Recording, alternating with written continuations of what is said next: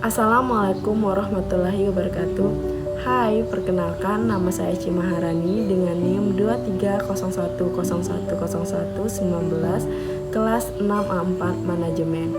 Di sini saya akan menjawab soal ujian akhir semester mata kuliah Pasar dan Analisis Digital dosen pengampu Bapak Dr. Ronald Aprianto SEMSI. Jawaban soal pertama. Identifikasi tipe channel pemasaran digital berdasarkan deskripsi cerita. Tipe channel pemasaran digital yang digunakan oleh perusahaan ABC meliputi 1. Sosial media marketing. Pemasaran media sosial menggunakan platform interaktif seperti Facebook, Instagram, Twitter, dan TikTok untuk berinteraksi langsung dengan audiens. 2. Search Engine Marketing (SEM) menggunakan mesin pencarian seperti Google, Bing, dan Yahoo untuk menjangkau pengguna yang aktif mencari informasi produk melalui kata kunci.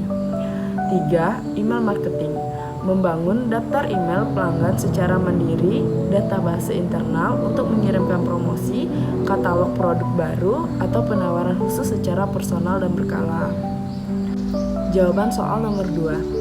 Alasan pentingnya analisis pemilihan channel pemasaran digital perusahaan ABC perlu melakukan analisis ini karena beberapa alasan krusial.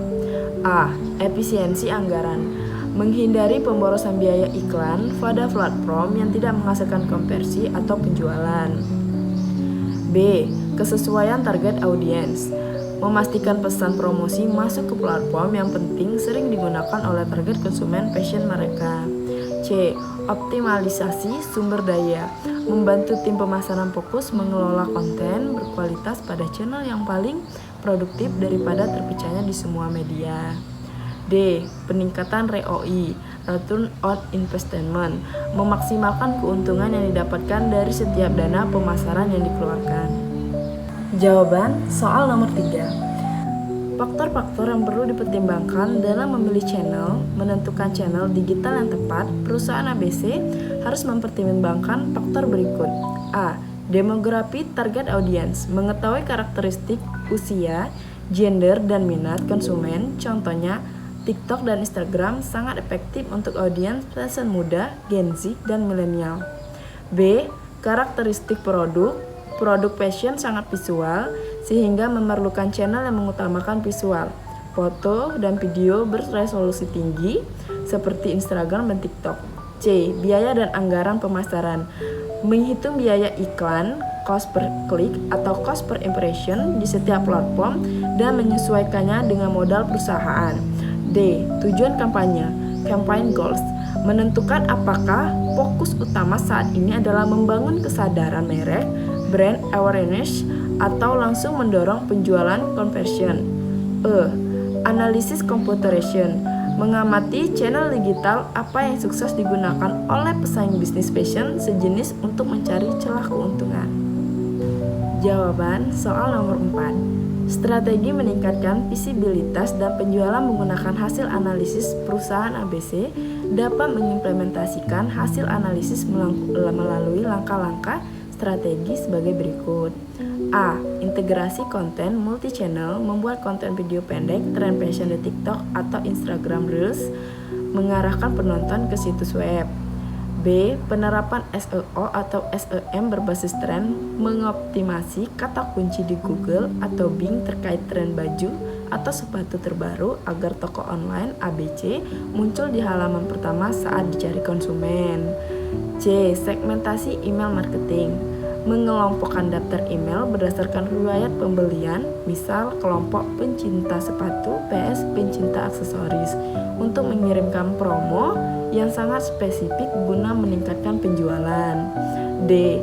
Retargeting ADS, memasang iklan pelacakan di media sosial bagi pengguna yang sudah pernah melihat produk di web tetapi belum melakukan pembelian checkout. E. Evaluasi data berkala, memantau metrik performa seperti conversion rate dan engagement rate di setiap channel secara mingguan untuk terus memperbaiki strategi pemasaran. Baik, itulah jawaban soal ujian akhir semester dari saya. mata kuliah Pasar dan Analisis Digital, dosen pengampu Bapak Dr. Ronald Aprianto, SEMSI. Saya akhiri, wabillahi taufiq wal hidayah. Wassalamualaikum warahmatullahi wabarakatuh.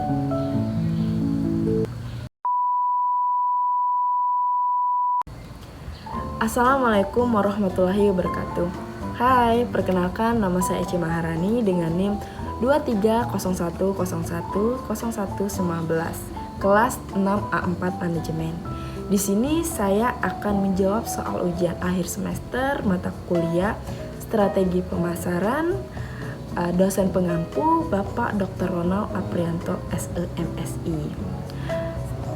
Soal nomor 1, hubungan strategi, reposisi, dan penargetan Coca-Cola dengan strategi periklanan dan kesadaran merek. A. Penyelarasan pesan iklan ketika Coca-Cola melakukan reposisi, misalnya bergeser dari sekedar minuman penyegar menjadi simbol kebahagiaan, kebersamaan, atau gaya hidup sehat melalui produk rendah kalori. Strategi periklanan berfungsi sebagai alat utama untuk menyampaikan pesan baru tersebut kepada target pasar yang dituju. B. Ketepatan media periklanan, penargetan pasar yang jelas, menentukan di mana iklan harus ditayangkan. Jika targetnya adalah generasi muda, iklan difokuskan pada media digital dan media sosial. Jika targetnya adalah keluarga, iklan ditempatkan pada televisi atau momen perayaan besar. C. Membangun kesadaran merek yang relevan, periklanan yang konsisten mengenai posisi baru. Produk akan meningkatkan kesadaran merek di benak konsumen. Konsumen tidak hanya sekedar tahu merek Coca-Cola, tetapi mereka sadar dan ingat akan nilai baru atau citra baru yang ingin ditanamkan oleh perusahaan. 2. Strategi keputusan pasar diterapkan Coca-Cola. A. Differentiated marketing utama. Coca-Cola tidak lagi hanya menjual satu produk untuk semua orang. Mereka menciptakan berbagai varian produk untuk memenuhi kebutuhan segmen pasar yang berbeda-beda. Contoh, Coca-Cola original untuk pasar massal yang menyukai rasa klasik. Coca-Cola Zero Sugar atau diet untuk konsumen yang peduli kesehatan atau gula. 3. Coca-Cola yang serta ukuran kemasan yang berbeda, kaleng kecil, botol besar keluarga, atau situasi konsumen yang berbeda. B. Differentiated marketing massal. Pada awal perkembangannya, mereka menggunakan strategi ini untuk produk Coca-Cola original, di mana satu produk menyasar semua orang tanpa membedakan segmen. Namun, untuk lanskap pasar modern saat ini, pendekatan terdiferensiasi jauh lebih dominan. 3. Analisis saluran tingkat 0 direct marketing channel dan dinamika saluran pada Coca-Cola. A. Apakah Coca-Cola menggunakan saluran tingkat 0 kepada pelanggan akhir? Secara umum, tidak. Coca-Cola distribusi tidak langsung tingkat panjang, produsen ke grosir, distribusen, dan pengeceran, supermarket, serta konsumen akhir. Pengecualian, Coca-Cola bisa dikatakan menggunakan saluran tingkat 0 dalam skala sangat terbatas melalui vending machine resmi milik perusahaan atau toko online resmi Coca-Cola ini, di mana konsumen membeli langsung dari sistem produsen tanpa perantara fisik atau pihak ketiga. B. Mengapa menggunakan teori dinamika saluran, yaitu teori dinamika saluran, channel dynamics, sangat penting digunakan untuk menjelaskan fenomena ini karena perilaku pasar dan teknologi selalu berubah-ubah. Berikut alasannya. Konflik saluran, channel konflik. Jika Coca-Cola secara agresif beralih ke saluran tingkat 0, menjual langsung ke konsumen, hal ini akan menciptakan konflik vertikal dengan mitra setia mereka seperti minimarket, supermarket, dan grosir yang merasa tersaingi. Efisiensi, biaya, dan jangkauan produk Coca-Cola adalah barang konsumen sehari-hari. Fast moving consumer goods, berbiaya rendah.